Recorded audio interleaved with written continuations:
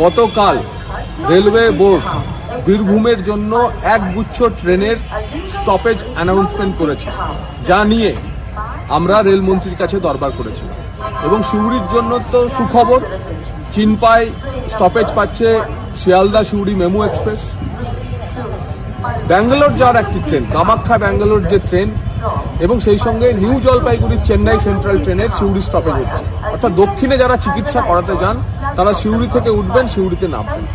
এছাড়া হাওড়া মালদা টাউনের চাতরায় স্টপেজ হচ্ছে, হাওড়া গয়া এবং রাধিকাপুরের মুরারই এবং নলহাটিতে স্টপেজ হচ্ছে, হাওড়া নিউ জলপাইগুড়ির রামপুরহাটে স্টপেজ হচ্ছে।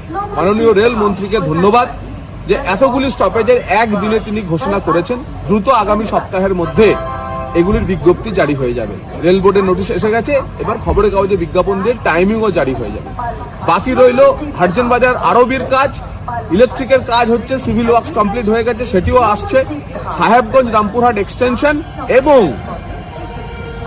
সিউড়ি থেকে নলা কুল্লহিত জামতারা পর্যন্ত লাইনের ফিল্ড লেভেল সার্ভে বা জমিনি সমীক্ষার কাজও খুব দ্রুত রেল শুরু করতে চলেছে।